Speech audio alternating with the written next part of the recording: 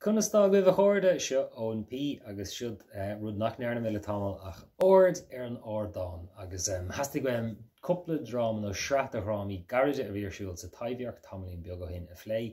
agus bin iad faoi Cheilt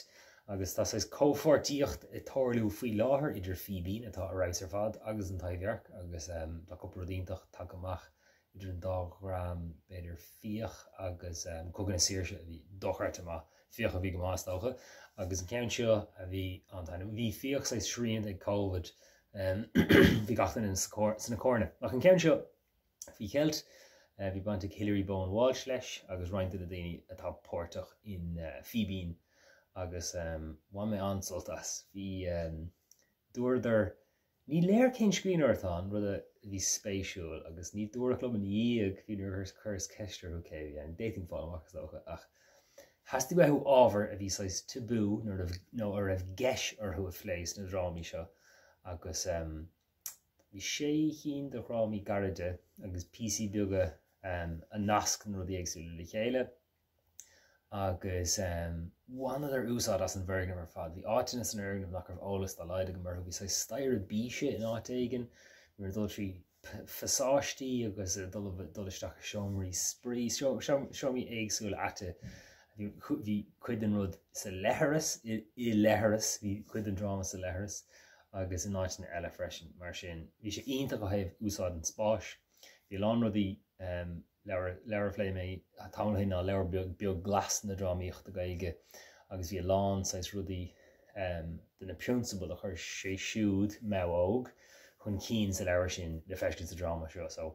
a lán cinála go rudí éagsúla so bhí sais ceol bhí cultúr na Gaeltachta, cultúr na Gaeilge, san cultúr na Gaeilge na feiscintán. A cad bhí leis na PC uaireanta deirtar i gcóir a gáis siú na Gaeilge tá rud seo tá geis i gceist agus rud dána tá agus ní bhíonn sé sin fear ach tá réir sa rud seo bhí grúpa a bháin beidir an rud beghán ar fad is grúpa de leanaí nó de huioine fásta gur mála liganar chu go leanaí iad agus go gahan siad clúdaoine agus a leid agus ní cuion cén teile bhí ar an grúpa ach bhí daoine istigh an agus duine ar a heistóirí ná páirc branach far mór grí ó cill na scoilíní agus ó macnas agus ó lánrad eile ach bhí idir siúd sa ag ban sult pléisiúrtha nó gnéis as seo agus as a bheith buailte agus as ról an linmh a bhlacha agus bhí sais geis óra baint sin agus háan sin an go raibh sé chádána sin. Bhí ceann eile le Roxanna na Líam agus le Colm Gerald freisin a bháin le sais tochaí na tír agus cad a thorlacht an nun Sophie éire agus dúirlumm agus an dramatá gunsaí na hhéireann ná an rúis agus dúirlumm gur scríomh seo sular a bhád sular tharla scéal unsí na Ucraine mar sin bhí sé dochreite gur raibh sé gur le head ann agus bhí ceol a gceist agus sais ceist na mór a fealsúnta a haint sinnam agus an sin bhí ceann bháin eile a raibh anna dheisbant leis agus bin ceann in a raibh athair mach agus iníon an agus rís bhí sé seo sais in áit a bhí cosú le ciste sa Taibhdhearc bhí agam bhí me sin níochanna an ghlachan leis go sé an ortha leis na héalaíoch lean an rud aigen. Ach seomar aigen híos faoin áhaclann agus tagan an tathirsteach ar maidin agus legan sé bud breige ar an mabhart a bhfuil náprún an bhuaistéir nó an Union Jack péintáilte agus deir sé cé leis an rud náireach seo agus tá trídán an leis an mach nó leis an iníné nó leis an ahardó le duine ag an LA agus bhí sé sin ábharín dána freisin ainte sin lom. Bhí PC óirthe go techniúil nar oibrig chomá sin ní mé an roiint den na PC a chlós. Is tócha má bhíonnta chu dána sin le PC neoscríomh a ceol clásicach le úldord agus nó sam cello ar aigen sa leithreas.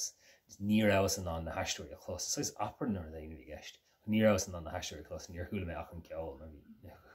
acústica beagán éagsúil. Tarlín rudí mar sin bhí píosa eile dír nach raibh mé an taistóir a chluisteach chomá sin Bhín fáibh mar sin an ach bhí an léirú san umlán cho spéisiúil agus dána agus éagsúil sin gur bháin éirt an soltas agus go fiú idir na PC sais